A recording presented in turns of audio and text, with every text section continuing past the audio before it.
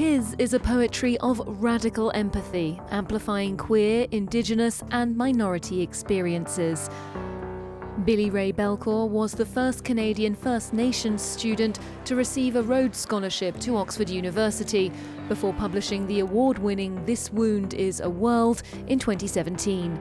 He sat down with us at the Festival America just outside of Paris to talk about his singular approach to storytelling.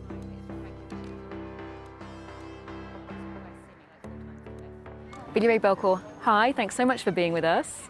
Now we're here celebrating North American literature, a geographical indicator of where these words were written. You're a member of the Driftpile Cree Nation. Can you tell us a bit about the storytelling, literary background you come from? So the Driftpile Cree Nation is located on the shores of Lesser Slave Lake in northern Canada. Along the lake, for centuries, Indigenous peoples have built communities and told stories, and I emerged from that tradition.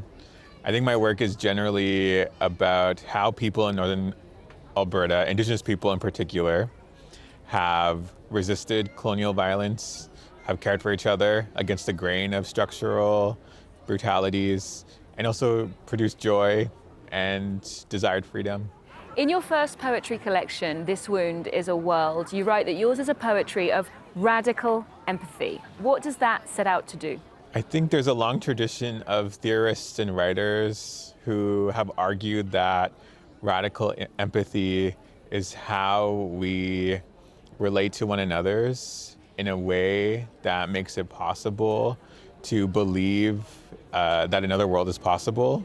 And so in my work, I want to be able to represent Indigenous life and queer Indigenous life in particular in a way that invites people to refuse the literary practices that have dominated Canadian literature, in which Indigenous peoples are seen as simplistic or dying or anthropologically different. In my work, Indigenous peoples are always already in the future, sort of we're future bound, and I think that is an incredibly political choice.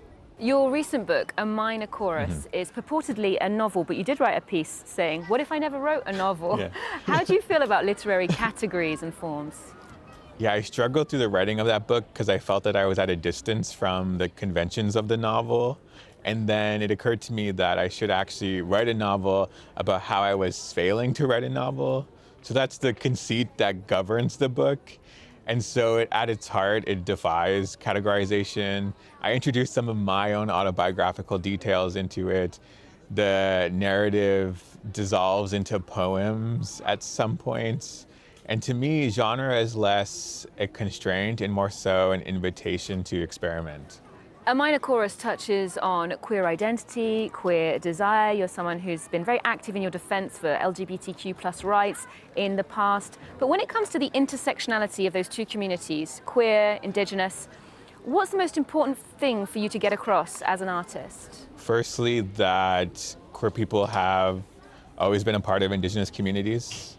I think with colonization, there was an introduction of certain norms around gender and sexuality that made it seem as though there was some kind of like categorical opposition between indigeneity and queerness. In pre-colonial communities that didn't exist. There's sort of, in a lot of nations, mine included, there was this harmony. I think of the work of Dr. Alex Wilson, who's a professor at the University of Saskatchewan in Canada, who has demonstrated that queer Indigenous peoples experience the most acute forms of violence in Canada of any group. And so I think it's important for sort of literature to grapple with that terrible fact and also imagine other possibilities. You wrote your thesis on the role Indigenous women play in social resistance movements. Can you tell us a bit more about that in the context of First Nations women in Canada? Yeah, so I wrote that thesis at Oxford in the Women's Studies program. And it was at a time when various social movements were proliferating in Canada and the US. And I noticed that Indigenous women were often at the front of those movements. And there were a lot of videos, photographs, circulating art that represented Indigenous women in a way that I thought was always about freedom. And so these Indigenous women were portrayed powerfully, that seemed incredibly philosophically important, because for so long that has not been the case, that they haven't been portrayed as the, powerful people that they are. And what do you think of the Canadian government's action plan on reconciliation? Does it go far enough? I think that it's a beginning that needs to produce other beginnings. So, which is to say that if the Canadian government is serious about improving the lives of Indigenous people and contending with its colonial past, that Indigenous peoples need to be at the center of those decisions, and they need to grapple with the afterlife of all of the trauma of the 20th century. So the ways that we continue to experience, for example, health disparities and sort of lack of infrastructure and funding in our communities, those sort of, really large problems need to be addressed as well. You wrote that thesis at Oxford University as the first Canadian First Nations student to receive the prestigious Rhodes Scholarship. Now, Cecil Rhodes is being reconsidered in a historical context now for his violent exploitation of people and places during the colonial era. How did it feel to have that historical aspect mix with your education trajectory? It felt very paradoxical. I grappled with the ethical conundrum of bearing the name of a man who did such atrocious things in the name of colonialism. But it occurred to me that there was something politically important about stepping into that role as someone who was not the kind of person Cecil Rhodes had in mind when the scholarship came into being. And so I thought, maybe my presence in this institution will disrupt inherited habits and create other possibilities beyond what the institution had up to that point allowed. A campaign started in South Africa called Rhodes Must Fall was lobbying for the statue of Cecil Rhodes to be pulled down. Oxford University finally decided not to do that. They put a plaque up instead. What did you think of that decision? I thought it was unfortunate. It was a rare opportunity for Oxford to demonstrate that it's listening to its students and that it's contending with history in a way that doesn't flatten the severity of the problems of the past. And I think that the activists on the ground in Oxford as well, it would have demonstrated to them that their work was being seriously grappled with. And I think it's unfortunate that that was not the result. As well as being an author, you're also a teacher of creative writing. For you, what's the most important thing to encourage your students to do or to produce in their work? So I teach poetry, but I'm also interested in a poetic life. So the ways that we relate to each other that encourages one another to pursue a happy life, to pursue freedom, to admire beauty. And I think that's the key lesson I try to impart to my students, is that being a poet is not just about what we write, but how we live in the world. Now we're heading into awards season, literary awards as people say, the National Book Award, the Nobel Prize for Literature. You won many awards for This Wound is a World. What would you say the function of these prizes are? Are they relevant? I like that they're peer assessed, that it's an acknowledgement from one's peers that the work that one is doing is important. When my first book came out, I was relatively unknown in the Canadian literary world, and winning the Griffin Prize for Poetry really launched my career both domestically and internationally. And I think that's so rare for a young poet from Canada who's queer and Indigenous to have the attention that I received because of that prize. And so I think they can actually exceed or trouble sort of some institutional barriers. So they're important for that reason.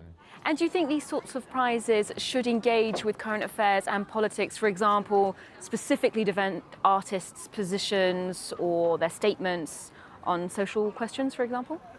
Yeah, I think that awards shouldn't foreclose certain authors because of what they write. I think that was likely the case in the past, that political writing wasn't seen as literary work. I think that's changing for the better. So when you won these awards, did any part of you feel kind of strange about suddenly being thrust into this mainstream and being part of like the establishment to a certain extent? Yeah, I always felt that the work I was doing was like outside of the institutional norm. And sometimes, these awards are a way of bringing people into the center from outside the margin. But I think I've managed to sort of straddle both worlds. I want to make sure that my work is actually getting to Indigenous people and that the work that I do benefits them and not just my individual career. Because when you were growing up, what sort of access did you have to voices that you could identify with? I mean, I didn't really have access to books until I went to secondary school and could take them out of the library. And I remember reading this one novel by an Indigenous writer in Canada when my sister was assigned the book in her college class. And it's an incredibly difficult book. It's called In Search of April Raintree, about the apprehension of Indigenous kids in foster care. But it felt like for the first time that I was seeing, something of my existence represented, even though I don't have that experience. But sort of the general attention to Indigenous politics and colonial violence sort of, shook up the core. We're here surrounded by book lovers, people queuing up to sign your paper book, which seems quite a quaint little old-fashioned object now in the digital world. In the face of that kind of competition, the enormous possibilities of the virtual space, how do you see the future of books? I don't think that books will ever be obsolete. There's something romantic about them. I, for one, don't use e-readers. I always buy physical books. I think there's something about the immediacy and materiality of a book that won't go away. I mean, I hope that publishing continues to take seriously questions of diversity and that we continue to see a proliferation of Indigenous writing and Black writing and queer and trans writing. Billy-Ray, thank you so much for your time today. Yeah, thank you.